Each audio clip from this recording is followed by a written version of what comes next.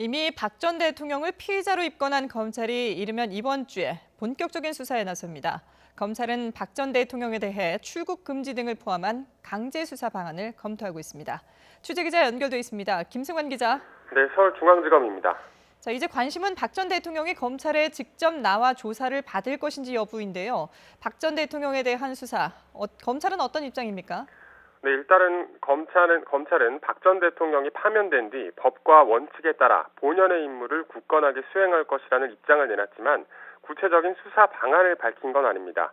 검찰은 휴일인 어제와 오늘도 10만 쪽에 달하는 특검 수사 기록을 검토하면서 수사 방향에 대해 고심하고 있습니다.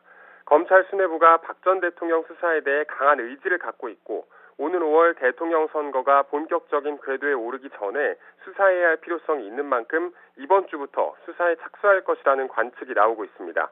이에 따라 검찰은 다른 피의자들처럼 우선 박 전 대통령에 대해 출국 금지 조치를 하는 방안을 검토하는 것으로 알려졌습니다. 또 현직 대통령 신분이기 때문에 그동안 불가능했던 계좌 추적이나 통신 조회 등에 나설 가능성도 있습니다. 청와대를 상대로 다시 압수수색을 시도하게 될지도 관심인데요. 앞서 검찰은 지난해 11월 청와대에 대한 압수수색을 시도했지만 청와대 측의 거부로 실패했고 제3의 장소에서 일부 자료를 받아내는 데 그쳤습니다. 특검 역시 법원에 소송까지 제기했지만 결국 청와대 문턱을 넘지는 못했습니다.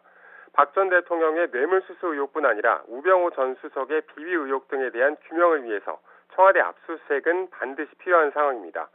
이런 가운데 가장 큰 관심사는 박 전 대통령이 직접 검찰 조사를 받을지인데요.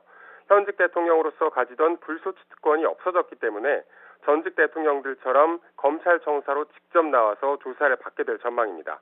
원칙적으로는 박 전 대통령이 검찰의 소환에 이전처럼 여러 차례 불응할 경우 체포영장을 발부받아 박 전 대통령을 강제로 검찰로 데려올 수도 있습니다.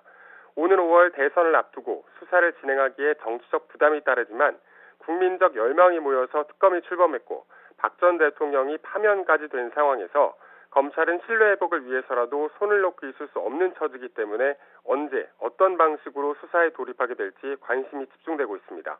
지금까지 서울중앙지검에서 YTN 김승환입니다.